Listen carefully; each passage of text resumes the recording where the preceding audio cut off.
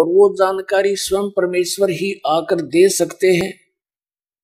सारी सृष्टि की रचना उन्होंने की है। वेदों में लिखा है कि वो परमात्मा अपने द्वारा रची हुई सृष्टि की जानकारी स्वयं ही ठीक ठीक बताते हैं। अथर्ववेद कांड नंबर 4 के अनुवाक नंबर 1 में 1 से 7 मंत्र हैं। उन सब में सृष्टि रचना का भिन्न भिन्न विवरण है, कोड वर्डों में है। इस दास ने उसको समझा और सृष्टि रचना के अंदर ये खोल के इन पुस्तकों में लिखा हुआ है। अध्यात्मिक ज्ञान गंगा में, गहरी नजर गीता में, वहां से आप पढ़ सकते हो और सुनाएंगे आपको, वैसे भी सुनाएंगे। पुण्यात्मा सबसे पहले केवल एक परमात्मा थे, वो कबीर साहब थे। कबीर साहब जो काशी में, बनारस में एक धानक यानी जुलाहे की भूमिका करके गए। वो अकेले लोक में रहते थे।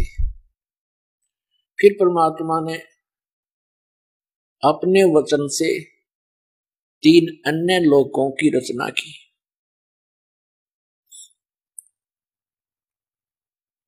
अकेले लोक से नीचे अगमलोक, उससे नीचे अलखलोक और सबसे नीचे सतलोक। और वही कबीर देव, कबीर साहब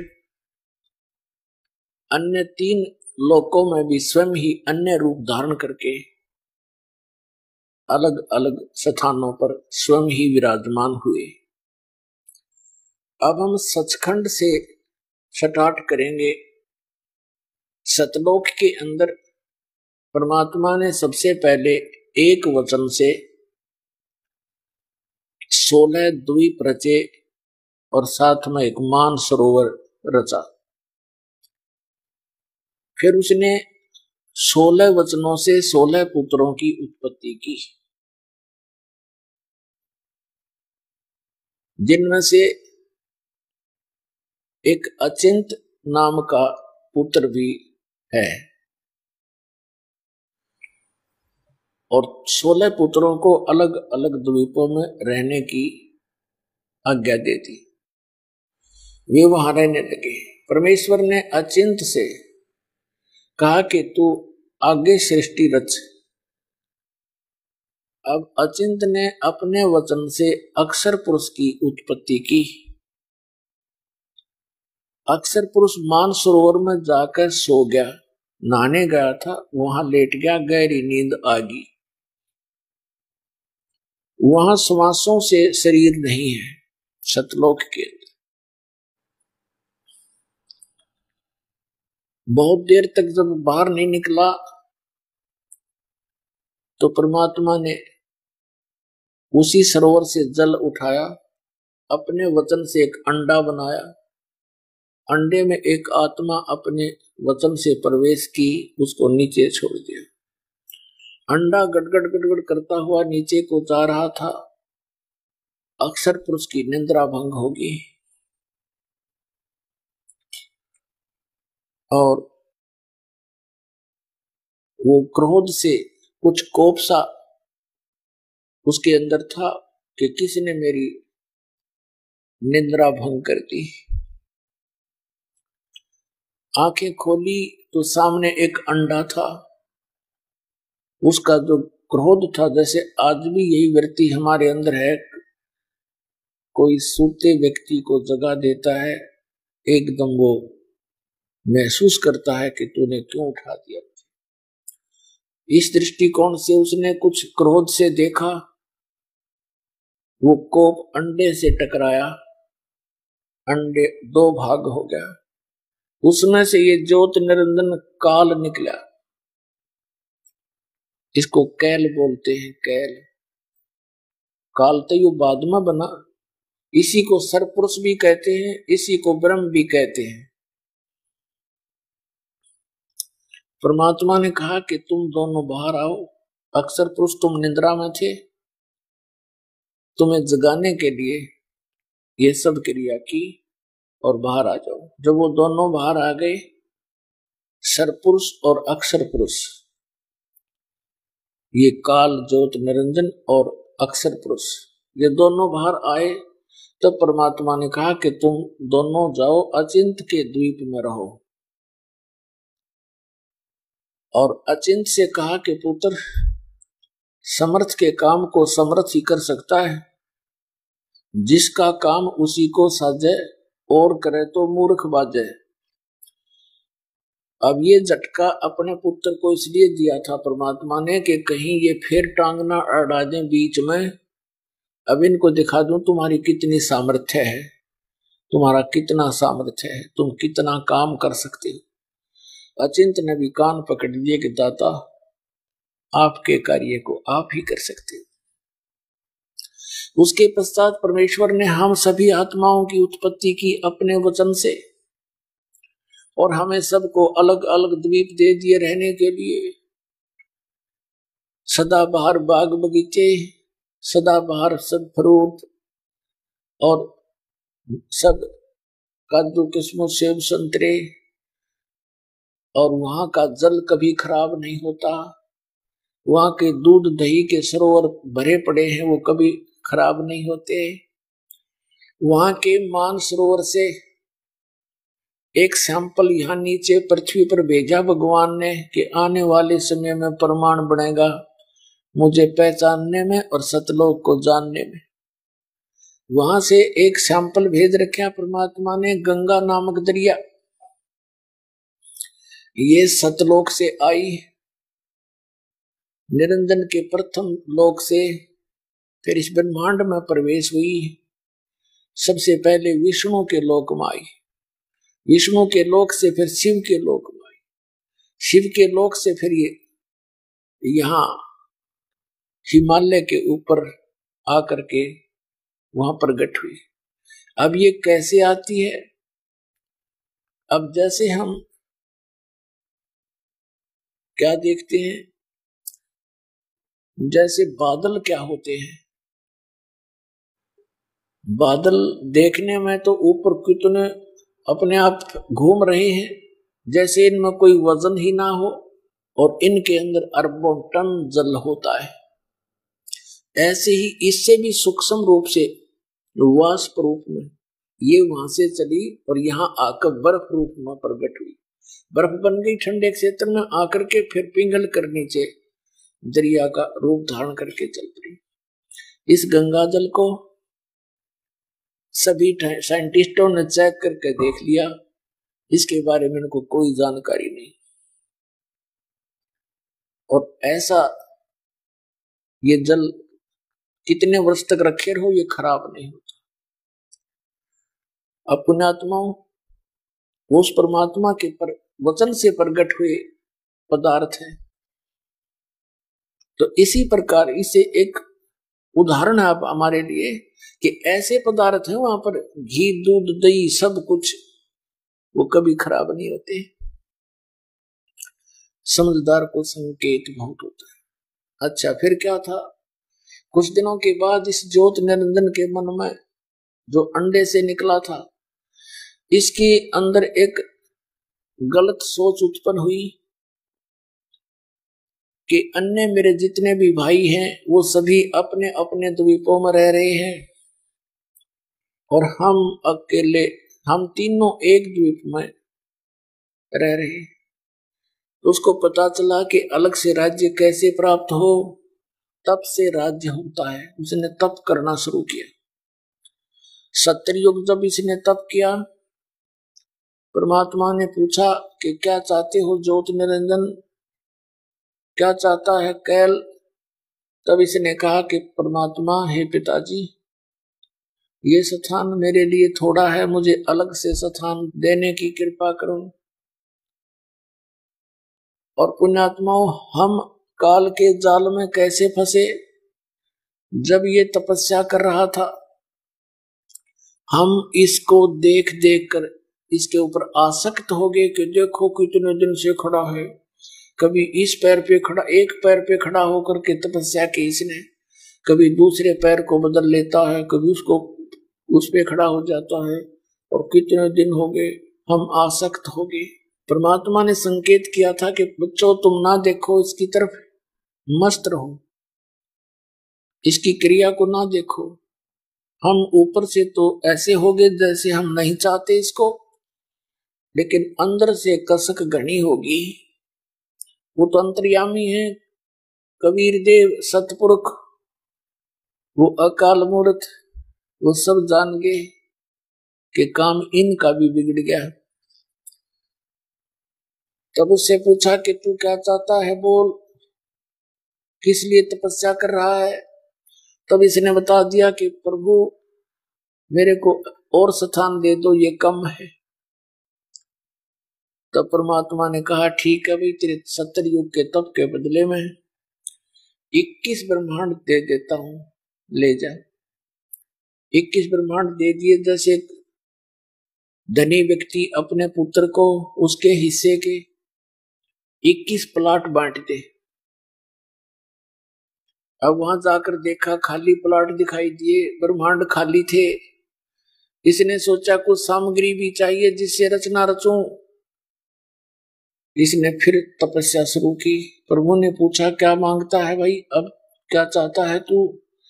कि हे भगवान, हे पिताजी, मुझे सृष्टि रचने की कुछ सामग्री दे दो ताकि मैं कुछ रचना कर सकूं।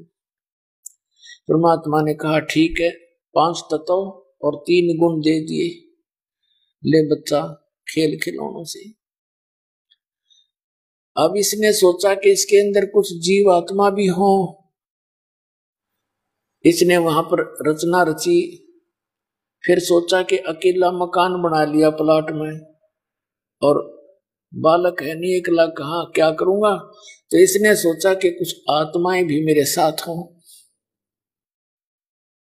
और उनको इन 3 गुणों से, 5 तत्वों से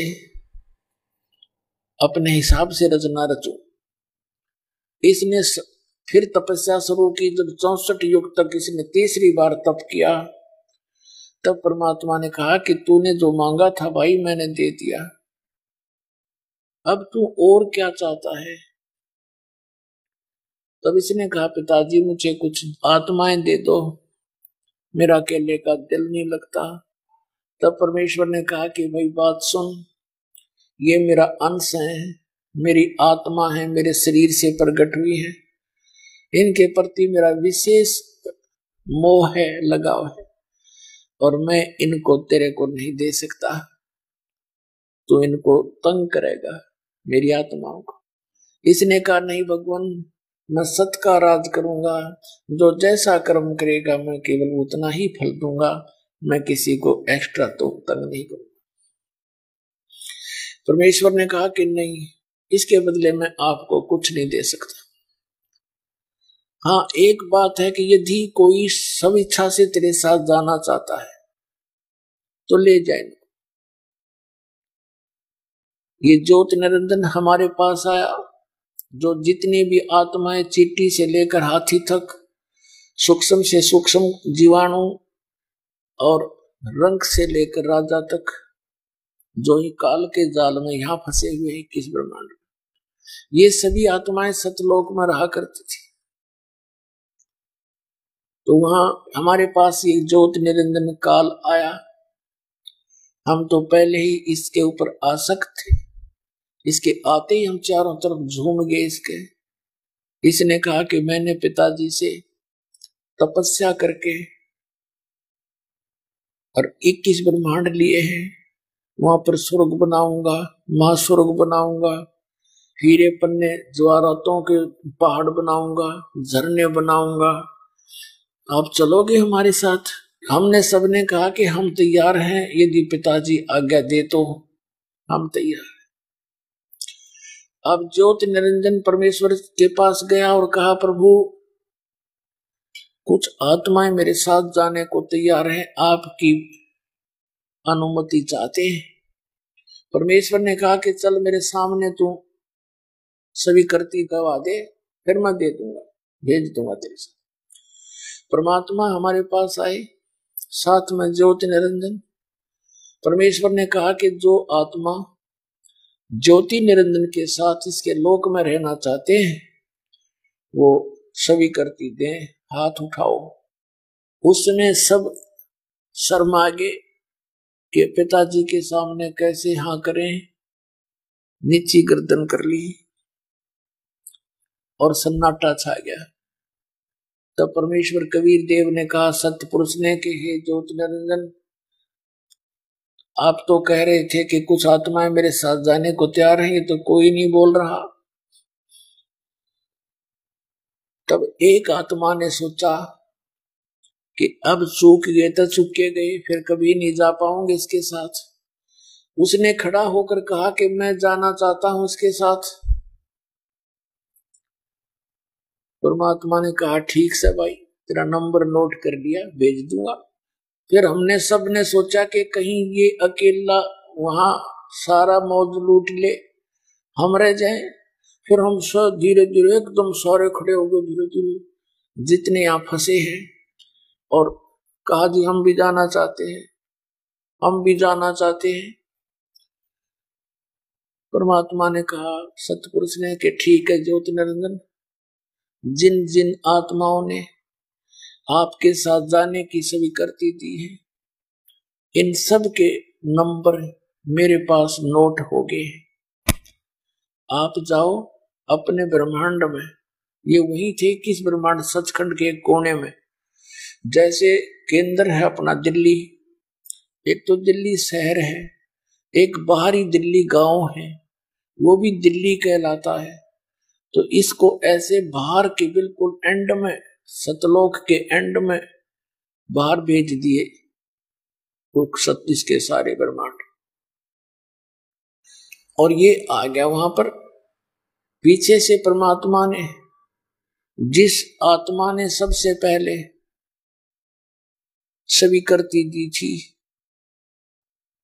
उसका स्त्री बना दिया, एक युवा लड़की बना दिया। उसके स्त्री इंद्री नहीं लगाई, बाकी शेष अंग इंद्री स्त्री वाले बना दिए। और उसके अंदर हम सभी आत्माओं को बीज रूप में, सूक्ष्म रूप में अपने वचन से प्रवेश कर दिया। उसका नाम प्रकृति देवी रखा, उसको माया भी कहने लगे। तो इस प्रकृति देवी नाम रखा, आगे चल के ये दुर्गा कहलाई, देवी दुर्गा कहलाई। और इससे परमात्मा ने कहा बेटी मैंने तुझे वचन शक्ति दे दी है, और सभी जीव जिन्होंने उसके पास जाने की, काल के पास जाने की स्वीकृति, सहमति व्यक्त की थी, उन सबको तेरे अंदर बेटा फीड कर दिया है। अब वचन से तू जितने जीव चाहेगी, और वो काल ज्योति निरंजन जितने जीव है तो उत्पन्न कर सकती है, नर और मादा। और अब जाओ आप उस ज्योति निरंजन के लोक में। दुर्गा को यानी देवी को वहां भेजने के लिए अपने पुत्र सहजदास से कहा कि सहजदास जा अपनी बहन को ज्योति निरंजन के पास छोड़िया,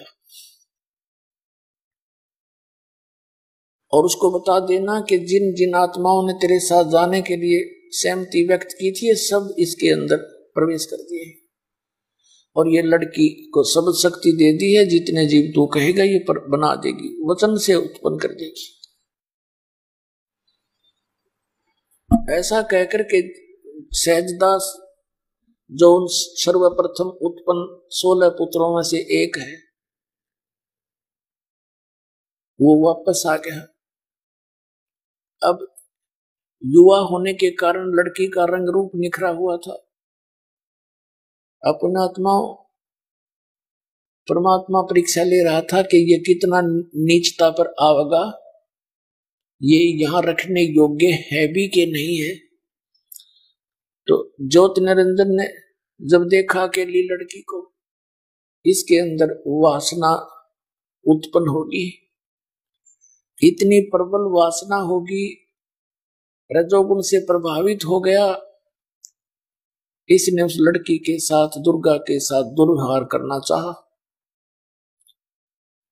दुर्गा ने कहा, प्रकृति देवी ने कहा कि ज्योति निरंजन कुछ होश में आ, देख बात सुन, तू मेरा बड़ा भाई है, परमात्मा के वचन से तेरी उत्पत्ति अंडे से हुई है, और फिर मेरी उत्पत्ति भी उसी परमात्मा ने की है। तू मेरा बड़ा भाई, मैं तेरी छोटी बहन हूं, तू जुल्म ना करे मेरे साथ, ऐसा पाप ना करे, ऐसा अपराध ना कर, तू पाप का भागी बनेगा। मेरे पास समझ शक्ति है, पिता ने दी है, जितने जीव तू कहेगा मैं उत्पन्न कर दूंगी। लेकिन ये इतना अंधा हो गया, इसने बलात्कार करने की ठानी। और लड़की ने देखा कि अब ये तेरी इज्जत कहीं सुरक्षित नहीं है।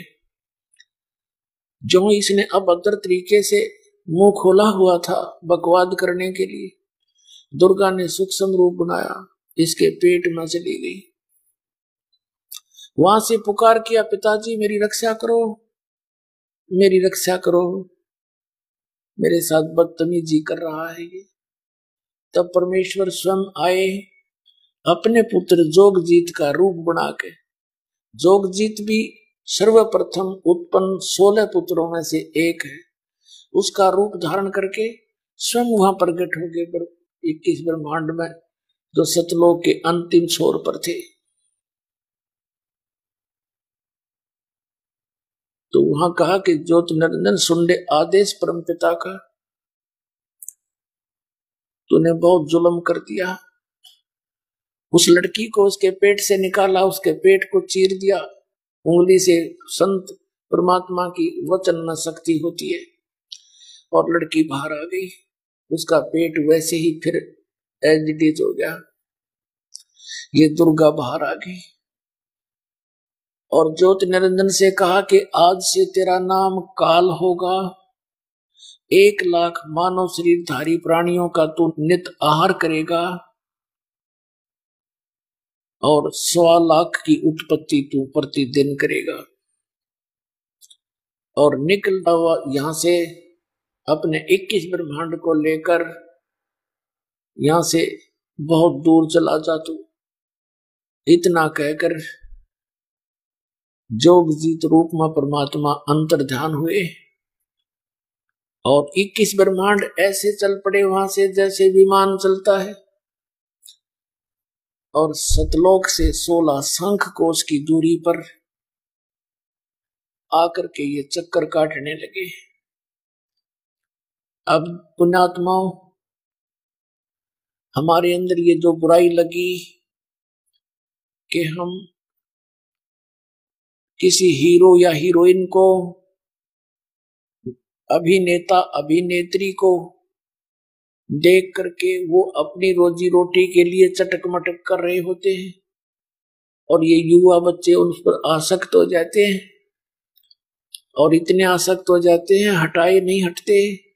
उनमें से कोई एक आ जावे बरवाला में, हिसार जिला के बरवाला शहर में, और देखो इन बच्चों की वहां कट हो जाएगा, कितनी भीड़ बन जाएगी। इतने दूर से देखेंगे 1 किलोमीटर से, वो खड़ा वो खड़ी, लेना एक न देने दो धक्के खान की, इनका बस की बात नहीं।